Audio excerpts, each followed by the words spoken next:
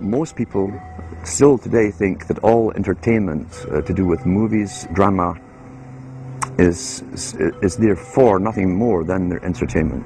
It never ever was that case. Of course, television can't perform such miracles as this, yet.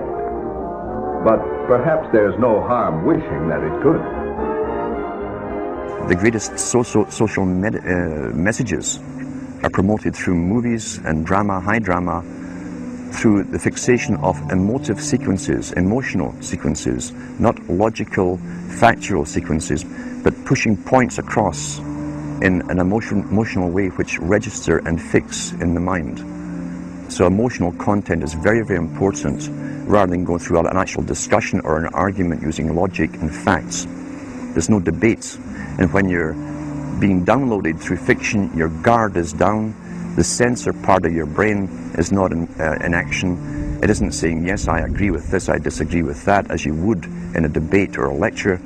You're actually in an alpha state, being completely downloaded with new ideas. About 100 years ago, this big organization with many branches, they wanted to rule the world basically using Britain as a nucleus of a system, an embryo, which also was going to be joined with the US under the Anglo-American establishment, wrote about the kind of culture and the changes of culture over a 100-year period that they would actually design, implement and bring in. And H.G. Wells talked about it too. He talked about arenas. He says arenas could be put up across the world for sports, for instance. Now at that time, sports was something that children, school children were into. Adults became adults and got onto adult things. So it was unimaginable at the time that people could actually believe that there was even a need for adult sports and entertainment, never mind having arenas built across the world. But he said we can do this, and foist basically a sports culture for the males. Using a tribal system, we're all tribal to an extent. That's why we even bother to vote for a tribal leader. This is well understood. That's why we're supplied with these leaders. And because the average man was to become more disengaged from his own destiny as the expert class arose, it was decided that the males would get their outlet basically, gradually becoming helpless as males through sports. Therefore they'd have a tribal team they could identify with, they could cheer them on as they were winning. In their own personal lives they were getting nowhere, they were getting disenfranchised in a sense as experts took over decision making for them in all kinds of fields. So this was psychology at use, planned before they even implemented the sports. That's why they pay athletes these fantastic salaries. I was listening to the radio the other day. They just contracted to pay one player on one team $6 million a year. Can you believe this? And why is that? It's the Roman circus. What does the emperor do when the people become restive, and when the people are asking questions, and when the people don't like the policies of the emperor? He sends them to the circus. He creates a circus. He builds a giant coliseum. And he begins to throw the Christians to the lions. And he has great chariot races and football games and basketball games, all to keep the idiots preoccupied with things that don't mean anything in the scheme of the entire world, so that they don't have the time to learn what the truth is, so they don't ever get smart enough to learn how they're being manipulated, so they don't ever question the emperor. That's why they pay a player on a football team or a baseball team $1 million or $2 million or $3 million a year. It is the Roman circus. I know men who don't know anything in the world except who plays third base for the Mets, and they think that's a great accomplishment. And they meet and pat each other on the back and bond and go have cocktails and talk about what this guy that plays third base for the Mets did in last night's game. It's sad. It's really sad. When radio came along, of course, they used that to the maximum. sports for the men, soaps basically for the women, and then in came television, as I say, with its alpha state, its hypnotic state, and sure enough, around the 1960s, really, 50s and 60s, it took off. It really, really took off. And men became glued on Saturday nights to the sports shows. A culture industry, which is called by its own the culture industry. The Soviet Union had a department called the culture industry. Their actors and directors were called the cultural leaders. Because they would, like a computer, people are like computers, all you have to do is keep giving them new updates every so often, and you can change an entire country or a nation or a block of nations who are all getting the same upgrades at the same time along certain paths. Today we call it political correctness. Most people want to belong to their peer group. They want to be the same as everyone else when it comes to opinions. In fact, they judge their own personal sanity by bouncing ideas off their neighbours and friends who will answer back and agree on these same topics in kind. It doesn't matter if the topics or what you're given are facts or utter nonsense, as long as everyone agrees at the same time. You'll say, well, I'm sane, and your friends will all agree because they've had the same information given to them. If it's on TV and a famous face says something, then it must be true. He doesn't have to show you facts or anything else. You've been brought up with these faces. That's why they keep these guys on television into their 70s and 80s. You've grown up with this father figure who's on television every night at 6 o'clock, in your house, in your room, staring right at you, and he's a father figure. Would he tell you a lie? So you naturally never suspect him. And this same man will lead you through new topics. He'll introduce experts on the topics. They'll have a little summary at the end of every talk, and you are now left with the conclusion that's presented to you. You don't arrive at it, it's given to you, and it's good enough for you. We're programmed today perfectly, just like machines.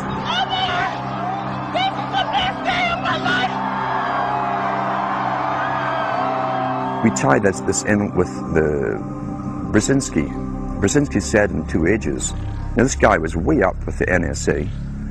He's a master geopolitician. He admits he works in 20, 50-year periods to do with geopolitics in other countries. But he said himself, the public will shortly be unable to think or reason for themselves. He was meaning by the form of information that was given to them, the type, the formulas that were in use then in the 1970s. He says, eventually they'll be unable to think or reason for themselves. And eventually, he said, they will expect the media to do all their thinking and reasoning for them. Well, that's happened today. That's why people today can't think outside of the programming from television. Is there any room in a kind of society where these manipulations are not taking place for this type of entertainment or any type of entertainment at all? If people understand that a game is a game, if people understand that nobody, no matter what they do, is worth paying $2 or $3 million a year for, people should be able to get rich if they want to, by the sweat of their individual labor, okay?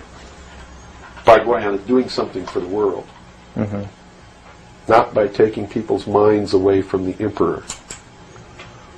It's a game. Football's a game. Football's a game. But let me tell you something. When 150 of the most powerful men and women in the world can meet in secret in Baden-Baden, Germany, and plot the fate of billions, and nobody even cares about it, but 6 football players go to lunch together, and it's in the headlines across the country, you have a reflection of the society in which that exists. And it is a sick society that is doomed to self-destruction. So based on that scenario, there's some truth into what these men are looking at. Absolutely, and that's what makes me so sick, is that I'm trying to wake up a people who on a daily basis are proving the ones that I'm warning them about to be right. Mm-hmm. Well, so that even though a minority, there are people out there that you recognize are awake to this, if they don't do something about it, they will lose that ability to be free in that way. That's correct. Whether they might think, well, I don't need to worry about it because I know what I know and I'm fine. That's it doesn't right. work that way. There's a connection here to everything. That is correct. That is absolutely correct. A nation of people who are willing to send their sons and daughters that they profess that they love to a foreign country to die,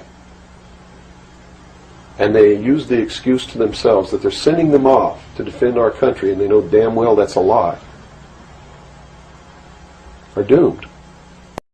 This is a scientific dictatorship which Bertrand Russell said, and the Huxleys said, both Aldous and Julian Huxley said they would bring in the scientifically controlled society.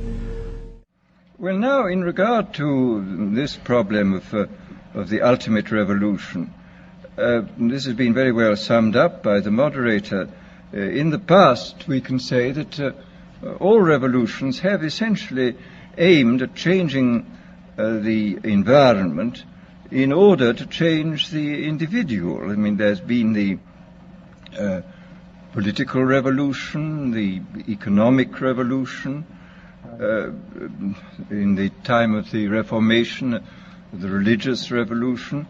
All these aimed, as I say, not directly at the human being, but at his surroundings, so that by modifying the surroundings you did achieve, at one remove, an effect upon the human being. Today, we are faced, I think, with the approach of what may be called the ultimate revolution, the final revolution, where a man can act directly on the mind-body of his fellows. Well, needless to say, some kind of direct action on human mind-bodies has been going on since the beginning of time. But this has generally been of a violent nature. The techniques of terrorism have been known from time immemorial, and people have employed them with more or less ingenuity, sometimes with the utmost crudity, sometimes with a good deal of skill acquired by a process of trial and error, finding out what the best ways of using torture, imprisonment, constraints of various kinds. Well, it seems to me that the nature of the ultimate revolution with which we are now faced is precisely this, that we are in process of developing a whole series of techniques which will enable the controlling oligarchy, who have always existed and presumably always will exist, to get people actually to love their servitude. This is seems to me the ultimate in malevolent revolution, shall we say.